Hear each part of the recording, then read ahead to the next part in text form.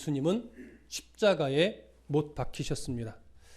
유대 지도자들의 음모, 또 빌라도의 판결, 그래서 군인들에 의해 넘겨지신 예수님은 베르베라치오라고 하는 모진 채찍을 맞으셨습니다. 그리고 십자가를 친히 지시고 골고다 언덕까지 가셨습니다. 양손과 양발에 못이 박히셨고 결국 십자가에 달리셨습니다. 그러나 우리가 저번 시간에 확인한 것은 뭐냐면 이 모든 과정이 마치 유대 지도자들의 음모에 의해서 이루어진 것처럼 보일 수도 있고, 빌라도의 판결 때문에 예수님 십자가에 못 박힌 것처럼 보일 수도 있고, 로마 병사들에 의해 못을 박은 병사들에 의해 예수님이 십자가에 달리신 것처럼 보일 수 있으나, 성경을 차근차근 살펴보다 보면 그것이 그들의 주도하에 이루어진 일이 아니라 하나님께서 친히 이 모든 과정을 이끌어가고 있음이 성경 전체에서 계속해서 드러나고 있었습니다. 그렇기 때문에 예수님은 붙잡히신 것도 아니고 채찍질을 당하신 것도 아니고 십자가에 매달리신 것이 아니라 하나님의 작정하심을 따라 구약에 예언하신 그 말씀대로 예수님 친히 붙잡혀 주신 것이고, 친히 판결받아 주신 것이고, 친히 십자가를 져주신 것이며, 친히 십자가의 못을 박혀 주신 겁니다. 그래서 매달려 주신 것이죠. 여러분, 이 구분은 아주 중요한 겁니다. 사람에 의해 힘이 없어 어쩔 수 없이 붙잡혀 어쩔 수 없이 판결을 받고 어쩔 수 없이 넘기움을 받아서 십자가에 어쩔 수 없이 달리신 것이 아닙니다. 얼마든지 예수님은 거절하실 수 있고 판결을 안 받으실 수도 있고 십자가에 안 달리실 수 있는 능력과 권세가 있으십니다. 그럼에도 불구하고 우리의 죄를 위해, 우리를 구원하기 위해 친히 그 일을 감당해 주신 겁니다. 그러니 모든 주도권은 유대 지도자들에게 있는 것도 아니고 빌라도에게 있는 것도 아니고 병사들에게 있는 것도 아니고 오직 하나님에게 있음을 우리는 분명히 이 시선을 가지고 본문을 계속 보아야 할 것입니다. 자, 23절과 24절 함께 읽습니다. 23절과 24절 시작. 군인들이 예수를 십자가에 못 박고 그의 옷을 취하여 네 깃에 나눠 각각 한 깃씩 얻고 속옷도 취하니 이 속옷은 호지 아니하고 위에서부터 통으로 짠 것이라. 군인들이 서로 말하되 이것을 찢지 말고 누가 얻나 제비 뽑자 하니 이는 성경에 그들이 내 옷을 나누고 내 옷을 제비 뽑나이다 한 것을 응하게 하려 함이러라. 군인들은 이런 일을 하고, 당시 이 예수님의 십자가에 못이 박힐 때 특히 예수님뿐만이 아니라 모든 죄수들이 십자가에 못을 박히며 십자가형을 당할 때 그 죄수들이 몸에 걸치고 있던 모든 의복들은 십자가형을 진행하는 군사들의 전리품처럼 여겨졌었습니다. 그래서 그들의 몫이었어요. 그러니까 그 십자가형을 진행하는 군사들이 몇 명이든지 그들이 이 죄수들이 몸에 걸치는 모든 의복들을 서로 나눠 갖는 것이 당연한 관례였습니다. 그래서 오늘 본문에 보면 예수님에게 초점을 맞춰서 예수님을 십자가에 못 박은 군인들이 예수님의 옷을 어떻게 했대요? 나눠 가졌다라고 표현하는 겁니다. 근데 오늘 본문 23절에서 보면 군인들이 예수를 십자가에 못 박고 그의 옷을 이렇게 번역을 해놨지만 헬라어 성경으로 보면 이것이 복수로 되어 있어요. 그러니까 예수님의 옷들을 나눠 가진 거예요. 자, 그러면 이 옷들, 복수라고 표현된 이 옷들에 해당하는 원래 의미는 뭐냐면 사람이 보통 옷에 걸치는 모든 것이에요. 그러니까 종류로 보면 겉옷, 속옷, 샌들, 허리띠, 머리를 덮는 천등, 이러한 몸에 걸치는 모든 것들이 다 이 군사들에 의해 나눠서 가지는 전리품과 같은 몫이 되는 겁니다. 그런데 오늘 본문의 연결은요, 그렇게 옷들을 취하였다 놓고 정작 끄집어내는 표현은 두 개밖에 없어요. 뭐죠? 겉옷과 속옷. 그래서 우리가 두 가지 가능성이 다 있습니다. 다른 것들도 있었는데 굳이 기록하지 않은 것이라고 볼 수도 있고, 아니면 그때 예수님이 십자가 못 박을 그때 몸에 걸치고 있던 것이 두 종류밖에 없었다고도 볼 수 있어요. 겉옷과 속옷. 그래서 어떤 이해를 가지고 있든지 상관은 없으나 현재 예수님은 병사들에 의해 몸에 걸치던 모든 것을 다 어떻게 한 거예요? 빼앗긴 거예요. 물론 예수님이 벗어준 거나 마찬가지겠지만 그렇게 병사들이 나눠 가졌는데요. 특별히 23절을 다시 보시면 그의 옷을 취하여 네 깃에 나눠 각각 어떻게 했어요? 한 깃씩 얻었다고 했어요. 그러니까 겉옷을 얘기하는 건데 겉옷은 바느질이 되어 있다는 얘기예요. 박음질이 말하자면. 그것에 따라서 옷을 네 등분해서 병사들이 가져갔다고 얘기를 합니다. 그렇다면 지금 예수님과 함께 두 사람, 총 세 사람을 십자가 못 박는 이 처형 장소에 이 일을 진행하는 로마 군사가 몇 명이란 얘기입니까?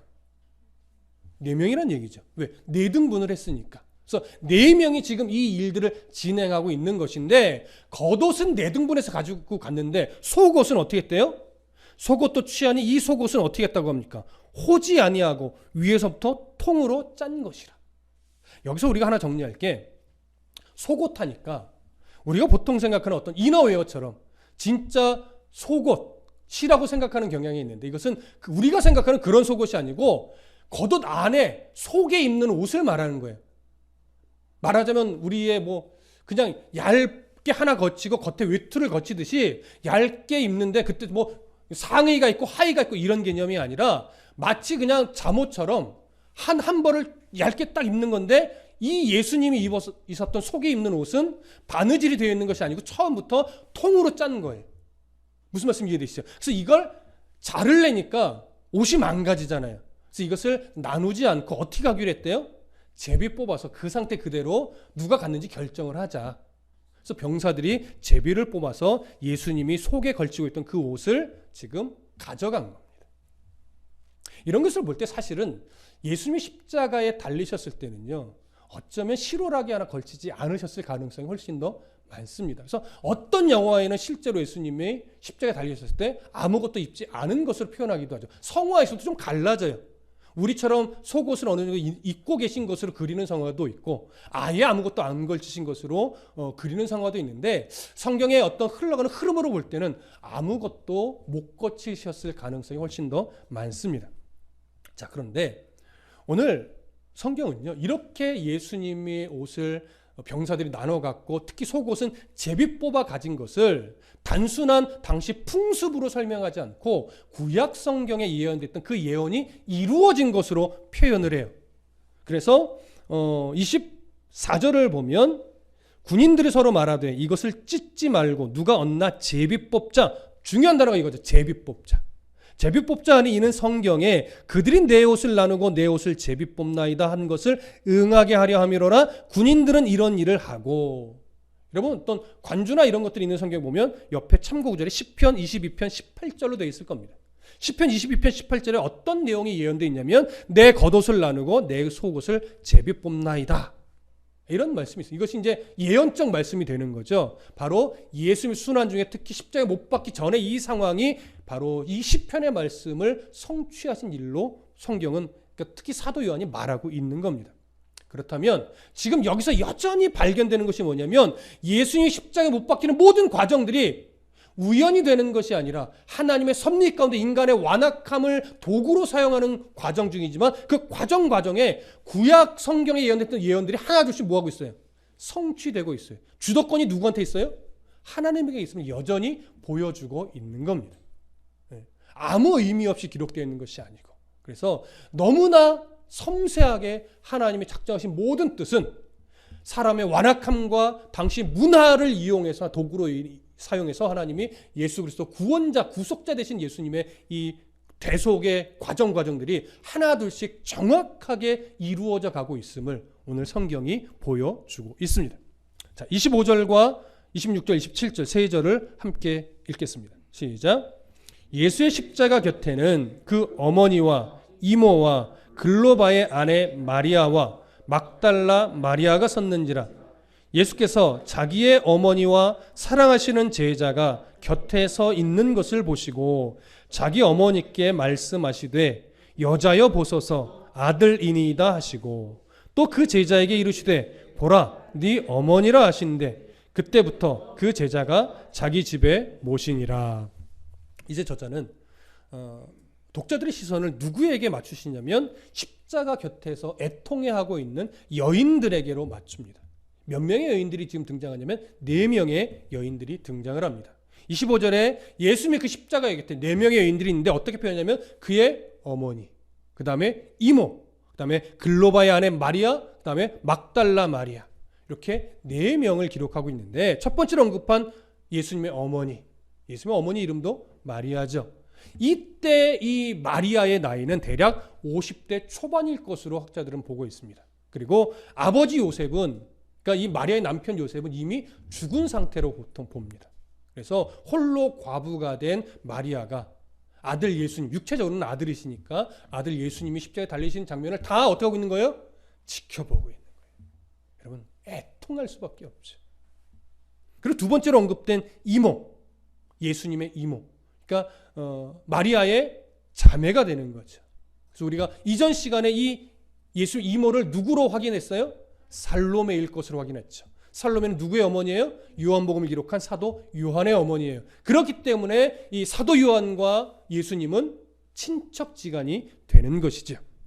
그렇게 예수 이모인 살로메가 그 옆에 함께 있습니다. 그리고 글로바의 아내 마리아, 작은 야고보의 어머니일 것으로 보이는데 이것은 지금 오늘 본문에서는 아직 중요한 건 아니니까 이 정도만 하고 넘어가고, 마지막으로 언급된 인물은 또 막달라 마리아입니다. 우리가 잘 알고 있다시피 7 귀신이 들려 고통받던 중에 예수님에 의해 구원받은 그런 여인이죠. 이 여인은 갈릴리 호수에서 가까운 멀리 떨어지지 않은 지역인 막달라라고 하는 지역의 출신인 마리아입니다. 그래서 보통 막달라 마리아라고 하는 것이 출신을 얘기하는 겁니다. 어느 지역의 여인이냐? 그래서 막달라라고 하는 지역의 여인 마리아. 근데 7 귀신이 들렸다가 예수님의 은혜로 말미암아 그 귀신에서 노임을 받고 그때 이후로부터 계속해서 예수님을 따르며 예수님께 모든 헌신을 다했던 아주 귀한 여인입니다. 이렇게 4 여인이 예수님이 십자가에 못 박히시는 모든 과정을 옆에서 다 지켜보고 있습니다. 근데 오늘 성경은 그 4 여인들을 바라보시면서 예수님 시선이 2 사람에게 조금 더 고정이 됩니다. 바로 어머니 마리아와 옆에 있던 사랑하시는 제자, 바로 사도 요한이죠. 이 2 사람에게 예수님의 시선이 조금 더 고정이 되면서 예수님이 마지막으로 어머니에게 이렇게 말합니다. 여자여 보소서, 아들이니. 여러분, 예전에도 얘기했지만 우리나라의 감성으로는 어머니에게 여자여라고 표현하는 것이 좀 버릇없는 표현처럼 보이지만 이 귀네라고 하는 헬라어는요, 우리나라로 보면 극존칭에 해당돼요. 그래서 이것은 결코 함부로 부르는 내용이 아니라 아주 높여서 어머니를 부르는 겁니다. 어찌 보면 이 땅에 존재하는 마지막 어머니를 부르는 그런 호칭이 되겠죠. 이렇게 해서 어머니를 부르고 아들입니다라고 한 다음에 다시금 예수님의 시선이 누구에게 가냐면 그 옆에 있던 사도 요한에게 갑니다. 그러면서 사도 요한에게 이렇게 말하죠. 보라, 네 어머니라. 진짜 어머니라는 얘기는 아닙니다. 보라, 내 어머니라는 무슨 의미냐면 이제부터 나의 어머니인 마리아를 네가 봉양하도록 부탁하는 거죠. 여기서 우리가 잠깐 좀 의문이 드는 게 있어요. 사실 예수님은 형제가 있어요. 형제 야고보도 있고 또 다른 형제도 있어요. 그런데 왜 굳이 어머니의 봉양을 사도 요한에게 부탁한 걸까요? 좀 어려운 숙제이긴 한데 그래도 우리가 가능성 있는 해석은 이겁니다. 일단 예수님이 십자가에 죽는 이 자리에 다른 형제들이 있었을까요? 없었을까요? 없었을 가능성이 훨씬 더 많습니다. 그리고 아직 이때까지 예수 형제들은 예수님을 메시아로 믿었을까요? 안 믿었을까요? 믿지 않았습니다. 아시다시피 야고보서를 쓴 예수의 형제 야고보도 이때까지 예수를 믿지 못했는데 부활하신 예수님을 만나고 난 이후로 그가 변화가 되고 믿음의 사람이 되면서 결국 예루살렘 교회의 지도자까지 되었던 그런 모습을 보이죠. 그러니까 지금 이 자리에 형제들이 없을 가능성이 많고 그 다음에 형제들은 아직 예수를 믿지 않고 있기 때문에 예수님 마지막 유언이라고 말하기 좀 어렵지만 마지막 어머니에 대한 봉양의 부탁을 친척 관계에 있는 사도 요한에게 이런 이유로 부탁한 것으로 여겨집니다. 그렇게 해서 예수님이 죽고 난 이후에 사도 요한은 어머니 마리아를 모시고 자기 집으로 모시고 가서 그 이후로 계속해서 이 마리아를 봉양한 것으로 이렇게 우리가 이해할 수 있습니다. 자, 그리고 나서 이제 28절 함께 읽습니다. 28절 시작. 그 후에 예수께서 모든 일이 이미 이루어진 줄 아시고 성경을 응하게 하려 하사 이르시되 내가 목마르다 하시니. 자, 여기 보시면 이제 28절은 중요한 장면인데 그 후에라는 표현을 합니다. 그 후에. 자, 몇 절과 몇 절의 상황을 기준으로 그 후일까요? 바로 27절의 상황을 기준으로 해서 그 이후죠. 그러면 27절과 28절 사이에는 몇 시간 정도의 시간적 간격이 있을까요? 바로 3시간 정도의 시간적 간격이 있습니다. 그러니까 사도 요한은 3시간을 훌쩍 뛰어 넘어가 버린 거예요. 그럼 요 3시간 사이에 어떤 일이 있었을까요? 중요한 사건.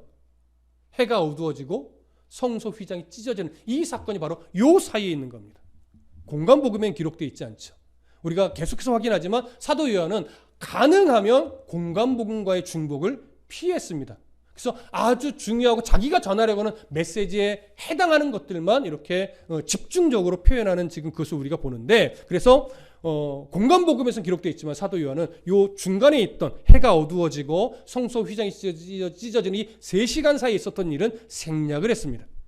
마태복음 27장 45절에 보면 이렇게 기록되어 있어요. 제6시로부터 온 땅에 어둠이 임하여 제9시까지 계속되더니.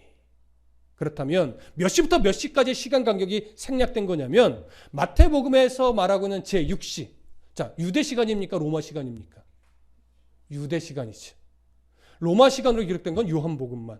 그러니까 유대 시간으로 제6시니까 로마 시간으로 다시 계산을 하면 몇 시예요? 낮 12시입니다.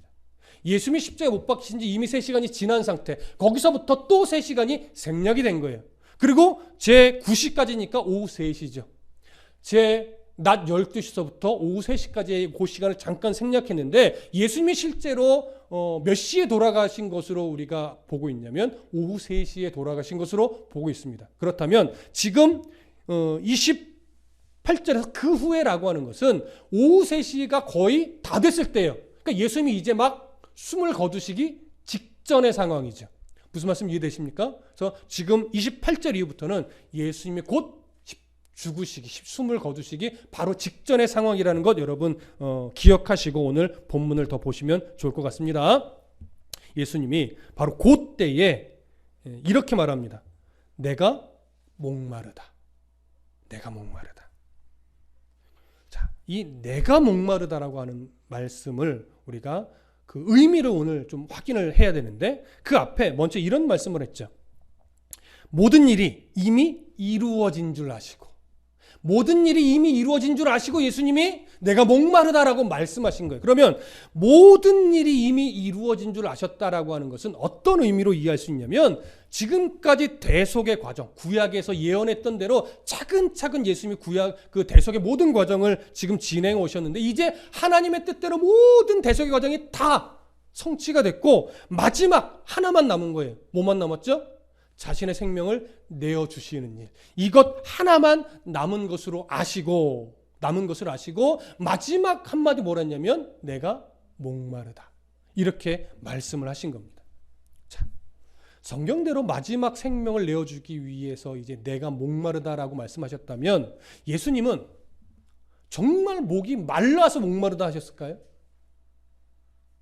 내가 얼마나 지금 목마른지 아느냐 이걸 표현하기 위해서 내가 목마르다 이렇게 말한 걸까요? 내게 물 좀 달라고 하는 의미로 목마르다 하셨을까요? 그렇지 않습니다. 무엇이 힌트가 되냐면 28절 중간 이후에 성경을 뭐하게 하려 하사? 응하게 하려 하사. 성경을 응하게 하려 하사 내가 목마르다 이렇게 말한 겁니다. 시편 69편 21절에 보면 이렇게 말씀을 하고 있어요. 그들이 쓸개를 나의 음식물로 주며 목마를 때에는 초를 마시게 하였사오니.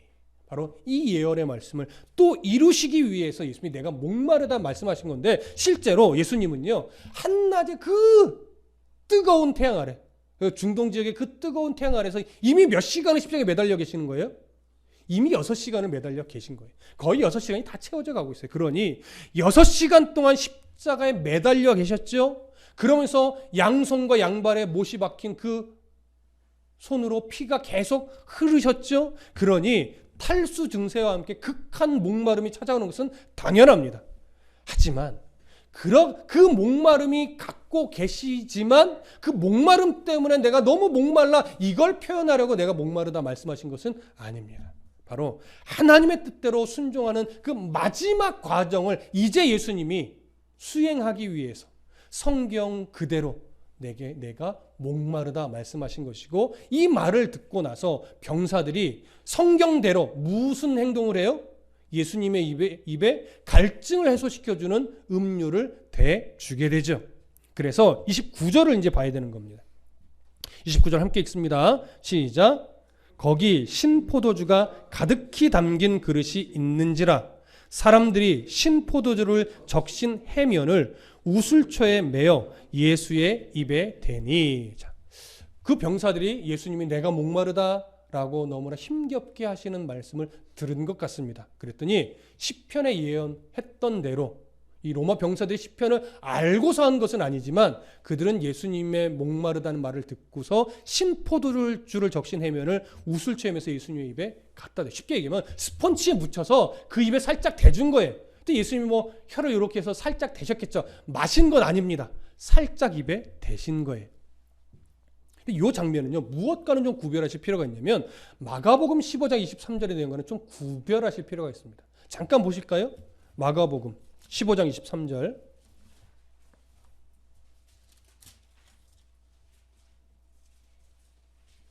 마가복음 15장 23절. 21절부터 23절 읽으면 더 이해가 쉽겠네요. 21절부터 23절. 자, 함께 읽습니다. 시작. 마침 알렉산더와 루포의 아버지인 구레네 사람 시몬이 시골로부터 와서 지나가는데 그들이 그를 억지로 같이 가게 하여 예수의 십자가를 지우고 예수를 끌고 골고다라 하는 곳, 번역하면 해골의 곳에 이르러 몰약을 탄 포도주를 주었으나 예수께서 받지 아니하시니라. 몰약을 탄 포도주를 예수님의 입에 대주려고 했던 장면과 지금 이 장면은 다른 장면입니다. 지금 마가복음에 기록된 이 상황은 예수님의 십자가에 못 박히기 전 상황이에요.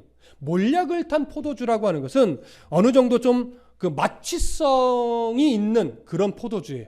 그러니까 예수님 십자가에 못이 박혔을 때 너무나 고통스러울 걸 염두에 두고 조금 그 고통을 덜어줄까 나름 병사들이 호의를 베풀어서 이 마취 성분이 있는 이 포도주를 입에 대주려고 했던 거예요. 넣어주려고. 그러나 예수님은 그걸 어떻게 해요? 거절하신 거죠. 그러나 못이 박히시고 십자가에 달려 6시간 정도 되었을 무렵 이제 마지막 예수 자신의 생명을 내어주는 일만 남았을 이때는 하나님의 뜻을, 구약의 예언을 그대로 성취하기 위해서 내가 목마르다 했고 이들이 신포도주 입에 대줄 때 예수님은 살짝 입에 그 신포도주를 대신 겁니다. 여기서 말하는 신포도주는요, 당시 이 일들을 진행하는 군인들이 갈증을 해소하기 위해서 주로 마셨던 아주 값비싼 포도주예요. 값비싼 포도주. 그래서 이들은 예수의 말을 듣고 나름 호의를 베풀어서 그 갈증을 해소해주는 이 신포도주를 스폰지에 담궜다가 입에 대준 거죠.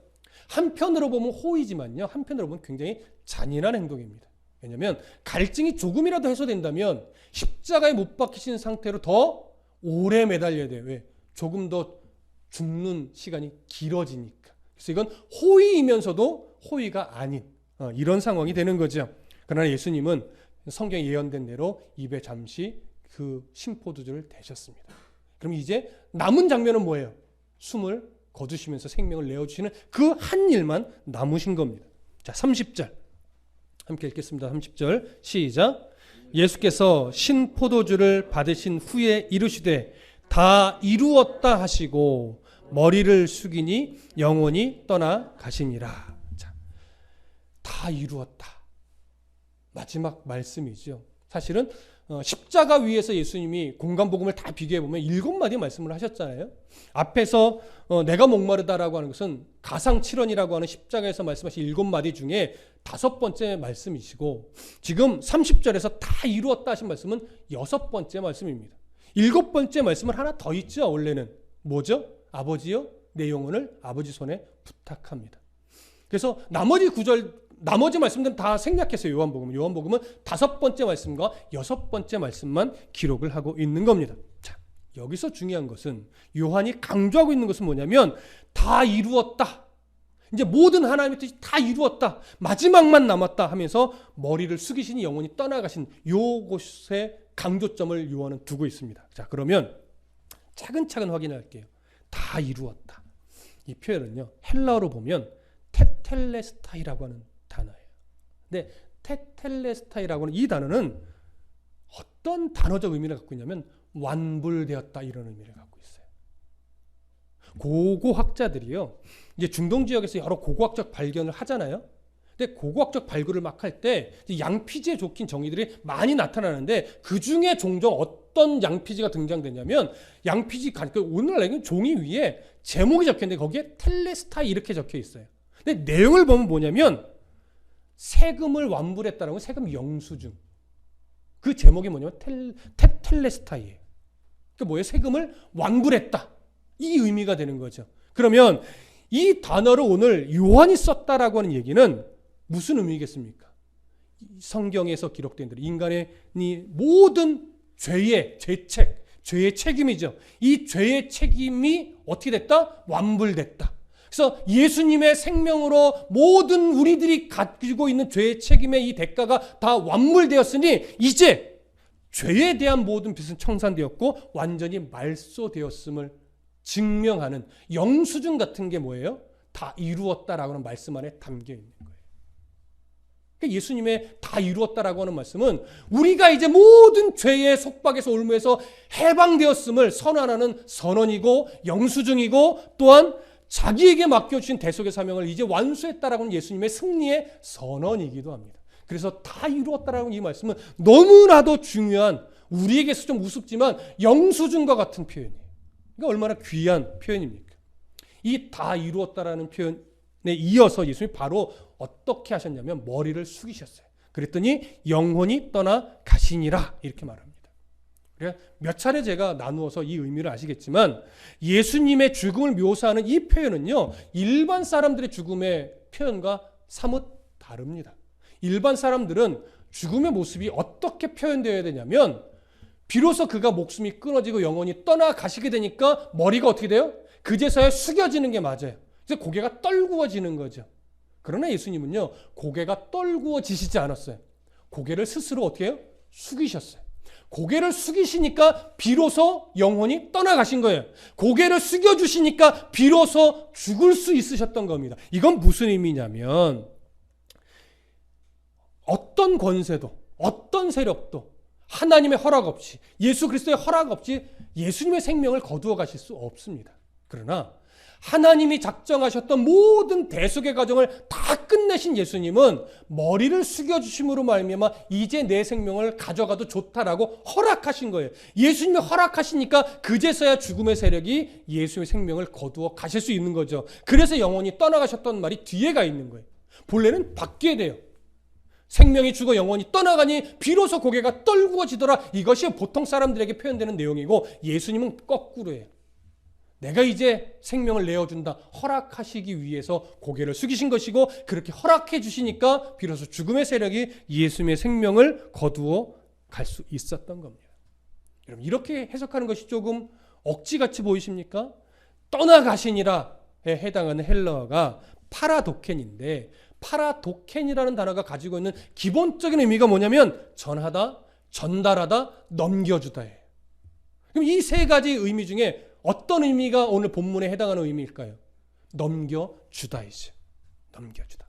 예수님이 머리를 숙이심으로 자기의 영혼을 어떻게 해요? 넘겨주신 거예요. 그럼 이 넘겨주는 것이 구약에 예언되어 있을까요? 안 되어 있을까요? 확인해 보시죠. 이사야 53장 12절입니다. 욥기 시편 잠언 전도 이사야 53장 12절. 이사야 53장 12절. 이사야 53장 12절. 자, 찾으셨으면 함께 읽겠습니다. 이사야 53장 12절. 자, 시작. 그러므로 내가 그에게 존귀한 자와 함께 몫을 받게 하며 강한 자와 함께 탈취한 것을 나누게 하리니 이는 그가 자기 영혼을 버려 사망에 이르게 하며 범죄자 중 하나로 헤아림을 받았음이니라. 그러나 그가 많은 사람의 죄를 담당하며 범죄자를 위하여 기도하셨느니라. 자, 중간에 자기의 영혼을 어떻게 하셨대요? 버리셨대요. 이 버렸다는 게 뭐예요? 넘겨줬다는 얘기죠. 예수님은 직접 이런 표현을 하셨을까요? 하셨죠. 요한복음 10장으로 갑니다. 요한복음 10장 17절과 18절. 요한복음 10장 17절과 18절. 자, 함께 읽습니다. 시작. 내가 내 목숨을 버리는 것은 그것을 내가 다시 얻기 위함이니 이로 말미암아 아버지께서 나를 사랑하시느니라. 이를 내게서 빼앗는 자가 있는 것이 아니라 내가 스스로 버리노라. 나는 버릴 권세도 있고 다시 얻을 권세도 있으니 이 계명은 내 아버지에게서 받았노라 하시니라. 자, 18절 시작을 이렇게 하죠. 이를 내게서 빼앗는 자가 있는 것이 아니라 어느 누구도 빼앗을 수 없어요. 다만 어떻게 내가 스스로 버리노라. 우리를 위해 생명을 내어 주신 겁니다. 이와 관련해서 또 한 말씀하신 게 있어요. 아주 중요한 구절이에요. 요한복음 15장으로 가봅니다. 요한복음 15장 13절. 요한복음 15장 13절. 자, 함께 읽습니다. 시작. 사람이 친구를 위하여 자기 목숨을 버리면 이보다 더 큰 사랑이 없나니. 바로 이렇게 말씀하신 대로 예수님은 우리를 친구라 부르시고 우리를 위해 생명을 어떻게 해요? 버려주신 거죠. 오늘 본문에 있는 것처럼 생명을 넘겨준 거예요. 그래서 제가 저번에도 말씀을 드렸지만 예수님은요, 자기의 이 생명 영혼을 빼앗기신 것이 아니라 죄인된 우리를 이 죄의 올무에서 해방시키고 구원하기 위해서 스스로 자발적으로 자신의 생명을 우리를 위해 내어 주신 거예요. 그래서 예수님의 죽임에 대해서 죽임당하신 예수님이라고 표현해도 무슨 의미인지 이해가 되고 틀렸다고 말할 수는 없으나 더 정확한 표현을 한다면 예수님은 죽임을 당하신 분이 아니라 생명을 내어주신 분이에요. 이런 의미에서 제가 좋아하는 찬양이 바로 1000번을 불러도라고 하는 찬양입니다. 그 가사에 보면 이렇게 돼 있죠. 1000번을 불러봐도 내 눈에 눈물이 멈추지 않는 것은 십자가의 그 사랑, 나를 살리려 지신 그 십자가의 모든 물과 피, 나의 더러운 죄 씻으셨네. 나를 향한 그 사랑, 생명을 내어주사 영원한 생명을 내게 주심을 감사해. 1000번을 불러도 내 눈에 눈물이 멈추지 않는 것은 십자가의 그 사랑, 나를 살리려 하늘 보좌를 버리신 나를 사랑하시는 분, 그분이 예수요. 여러분, 십자가에서 생명을 내어주신 이 모습을 한마디로 표현하자면 나를 향한 하나님의 말로 표현할 수 없는 사랑입니다. 친구를 위해서 생명을 버려주신 놀라운 은혜입니다. 우리가 오늘도 소망 중에 살아갈 수 있는 이유가 바로 예수님이 나를 위해 내어주신, 넘겨주신 그 생명 때문에 그런 것입니다. 그래서 우리는 이 놀라운 사랑을 순간순간 잊지 말고 가슴 깊이 새기며 우리도 뭐 하며 살아가려고 애써야 돼요? 실천하며 살아가려고 애써야 되는 거예요. 친구를 위하여 자기 목숨을 버리는 것이 가장 큰 사랑이라 말씀하셨는데 우리가 그 예수의 말씀을 실천하기 위해서 예수님이 실천하라고 이런 계명을 주셨죠. 세 계명. 뭐예요? 세 계명이? 내가 너희를 사랑한 것 같이 너희도 서로 어떻게 하라? 사랑하라. 그러면 예수님의 사랑은 자기가 먼저 생명을 내어주심으로 친구를 위하여 생명을 버려주신, 넘겨주신 이 사랑의 실천을 해내셨고 우리는 그 사랑을 본받아 예수님의 계명으로서 서로 사랑해야 됩니다. 그럼 우리 보러 이웃을 위해, 친구를 위해, 형제를 위해 죽으란 얘기일까요? 예수님처럼 죽으라는 얘기가 아닙니다. 예수님처럼 친구를 위해 죽을 수 있는 자는 없지요. 마음은 언이로되 죽어집니까? 안 되죠. 여기서 친구를 위해 목숨을 내어주라고 하는 것은 죽으란 얘기가 아니라 예수님의 그 희생적 태도, 자기 희생적 태도가 있어야만 예수님이 주신 계명대로 사랑할 수 있다라고 하는 거예요. 여러분, 그리스도인의 사랑에는요, 이해 타산이 없는 거예요. 무엇인가 목적을 두고 사랑하는 게 아니란 말이에요.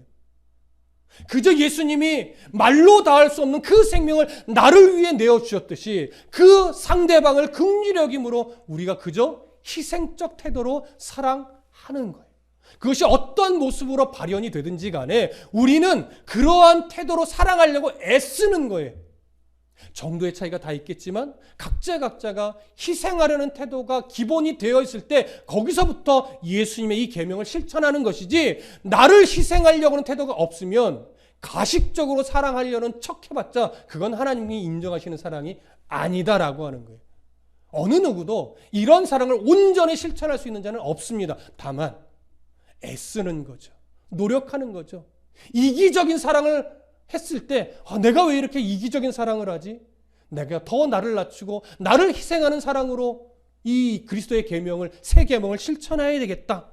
여러분, 이런 자세를 갖는 것, 이것이 우리가 마땅히 감당해내야 될 사랑인 겁니다. 이런 사랑을 해낼 때 비로소 성도가 세상 속에서 하나님의 영광을 드러낼 수 있고 교회가 건강한 공동체가 될 수 있으며 우리가 누구에게인가에게 복음을 전할 수 있는 기초가 되는 겁니다. 여러분, 가장 중요한 게 뭐예요? 바로 자기 희생적 태도를 갖는 거예요. 근데 예수님은 먼저 이렇게 했죠. 너희가 서로 이 사랑을 실천하라는 거예요. 그럼 이 서로에 해당하는 1차적 관계가 누구이겠습니까? 성도와 성도의 관계죠. 목회자와 성도의 관계죠. 목회자가 성도와의 관계 속에서 가장 먼저 이루어져야 되는 것이 뭐냐면 자기 희생적 태도로 섬기는 거예요. 그렇기 때문에 교회 안에서 목회자는요, 교회의 권세자가 절대 아닙니다. 그저 교회의 어떤 운영과 말씀에 대한 그 말씀이 바르게 세워지기 위한 리더의 역할일 뿐이지 교회의 대장도 아니고 권세자도 아니고 리더자일 뿐이에요. 그러니 목회자의 기본 태도가 성도를 희생하려고 하는 자기 희생의 태도가 아니면 교회가 건강해질 수 있을까요?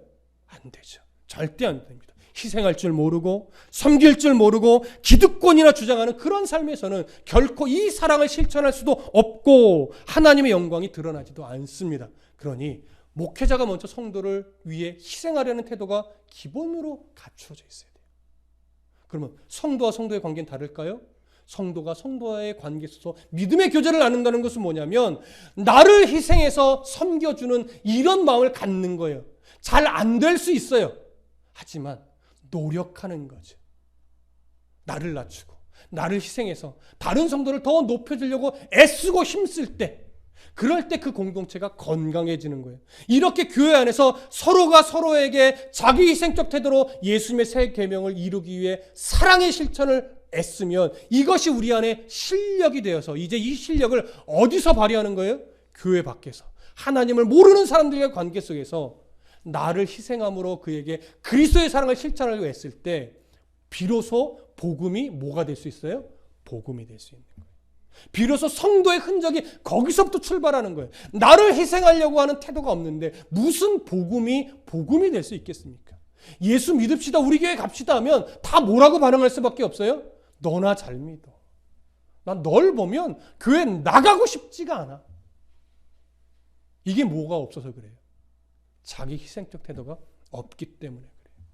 이기적으로 사는 그 자리에서 복음의 영향력을 미칠 수 없습니다. 희생하는 자리에서 복음의 영향력이 있는 것이고 나를 낮추는 자리에서 복음의 영향력이 있는 것이고 겸손의 자리, 섬김의 자리, 그 자리에서 복음이 되는 것이지 자기만 알고 자기 희생할 줄 모르고 섬기지 않고 이기적으로 살고 이러면서 복음을 전한다고요? 천만의 말씀입니다. 목회자부터 성도에 이르기까지 교회가 하나님의 영광을 드러내기 위해서는 그 중심의 기초에 가장 먼저 예수님 말씀하신 대로 자기 희생적 태도의 섬김, 이 사랑의 실천이 배어져 있어야 되는 겁니다. 그러면 우리가 하나님 기뻐하는 교회요, 하나님 기뻐하는 목회자요, 하나님 기뻐하는 성도가 될 수 있는 것이죠. 그래서 요한일서 3장 16절 18절에 보면 가장 중요한 말씀을 하시죠. 말과 혀로만 사랑하지 말고 행함과 진실함으로 하자. 이 말씀은 결국 자기 희생적 태도가 우리 안에 기본 태도로 잡혀져 있을 때 거기서부터 이제 비로소 진짜 사랑하는 이 사랑의 흔적들이 나타날 수 있다라고 하는 겁니다. 우리 이런 삶을 살기 위해 노력합시다. 이런 삶이 안 되면 최소한 욕이라도